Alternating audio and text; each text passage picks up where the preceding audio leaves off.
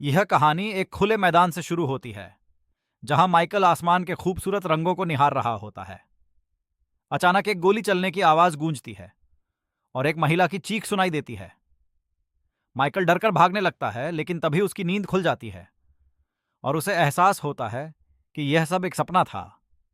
उस रात वह उस कैसीनो में जाता है जहां वह पिछले 3 महीनों से काम कर रहा है। इन महीनों में उसने कैसीनो की हर छोटी बड़ी जानकारी हासिल कर ली होती है।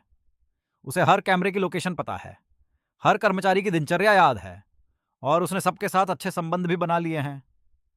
अब वह वीआईपी ग्राहकों की सेवा भी करने लगा है, जहां उसे कई गुप्त बातें सुनने का मौका मिलता है। काम खत्म होने के बाद माइकल अपना मेकअप हटाता है और उसका चेहरा पूरी तरह बदल जाता है। असल में वो एक चालाक ठग है जो लोगों को धोखा देकर उनका पैसा चुराता है। वो कैसीनो के अंदर रहकर उसकी पूरी व्यवस्था को समझ रहा था और उसने कई मशीनों और टेबलों में छोटे छोटे डिवाइस भी फिट कर दिए थे। अब वह अपने प्लान को अंजाम देने के लिए तैयार है।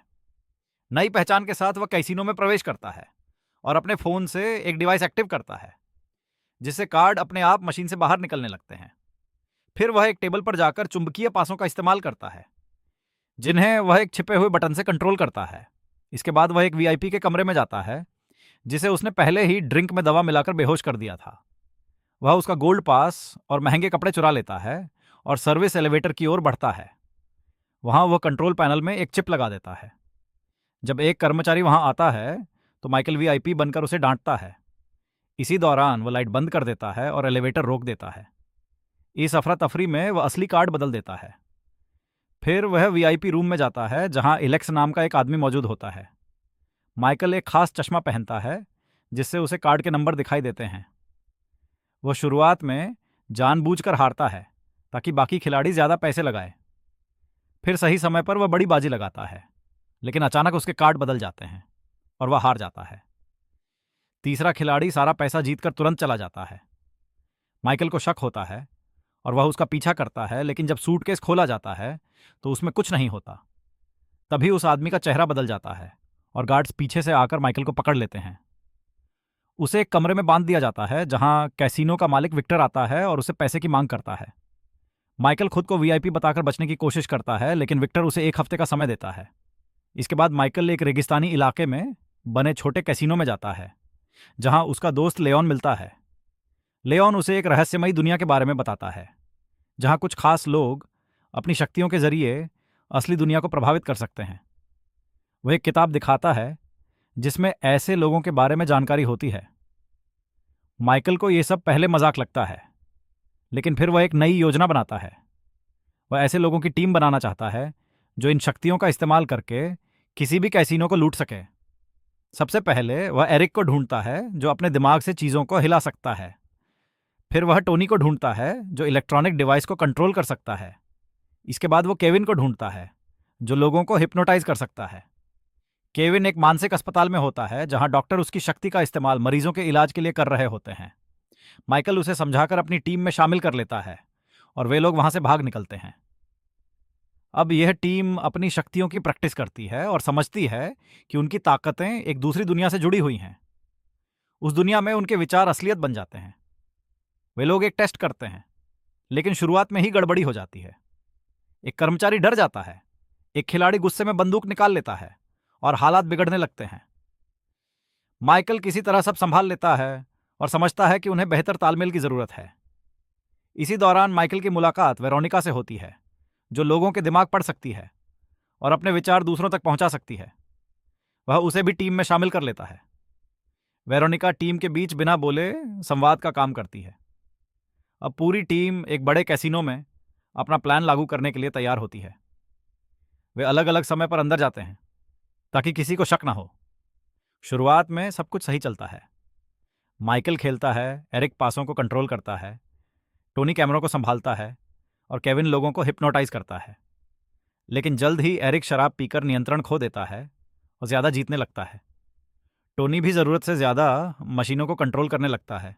इसे गार्ड्स को शक हो जाता है और वे एरिक और टोनी को पकड़ लेते हैं। बाद में टीम उन्हें छुड़ा लेती है और माइकल उन्हें चेतावनी देता है कि ऐसी गलती दोबारा ना करें। आखिरकार वे लोग अंतिम टेबल पर पहुंचते हैं और एक बड़ी बाजी लगाते हैं। इस बार उनका प्लान पूरी तरह सफल होता है और माइकल एक ही राउंड में $1 मिलियन जीत लेता है। इसके बाद वे लोग जश्न मनाते हैं, लेकिन वेरोनिका माइकल से दूर रहती है और उसके साथ काम करने से मना कर देती है। उधर इलेक्स और गॉर्डन अपनी योजना बना रहे होते हैं। गॉर्डन को भी खास शक्तियां मिल जाती हैं और वह लोगों के दिमाग को कंट्रोल करने लगता है। वह एक पेंटिंग की चोरी भी करवा देता है। अगले दिन माइकल और उसकी टीम पर अचानक हमला होता है। विक्टर अपने आदमियों के साथ आता है और उन्हें पकड़ लेता है। वह उनकी शक्तियों का इस्तेमाल करना चाहता है। माइकल के पास कोई शक्ति नहीं होती, इसलिए वह उसे गोली मार देता है और पहाड़ी से नीचे गिरा देता है। लेकिन यह सब एक चाल होती है। माइकल जिंदा होता है और उसे गॉर्डन के पास ले जाया जाता है, जो उसका पिता निकलता है। गॉर्डन बताता है कि उसने ये सब इसलिए किया क्योंकि माइकल उससे दूर हो गया था। वह चाहता है कि माइकल उसके साथ मिलकर उस रहस्यमयी दुनिया का इस्तेमाल करे। इस बीच माइकल की टीम को विक्टर के लिए काम करने पर मजबूर किया जाता है। वेरोनिका कोमा में चली जाती है क्योंकि वह उस दूसरी दुनिया से बाहर नहीं आ पाती। लेकिन माइकल वापस आता है और सबको बचाने की योजना बनाता है। वह भेष बदलकर कैसीनो में घुसता है और अपने साथियों को आजाद करता है। वे लोग मिलकर एक खतरनाक प्लान बनाते हैं। लेजर सिक्योरिटी को पार करते हुए वे लोग सेफ तक पहुंचते हैं। एरिक अपनी ताकत से उसे खोल देता है। अलार्म बज जाता है, लेकिन माइकल पहले ही लिफ्ट बंद कर चुका होता है, जिससे गार्ड्स देर से पहुंचते हैं। अब माइकल वेरोनिका को बचाने के लिए उस दूसरी दुनिया में जाता है। वहां उसे अपने अतीत का सामना करना पड़ता है। वो कई यादों से गुजरता है और अंत में वेरोनिका तक पहुंचता है।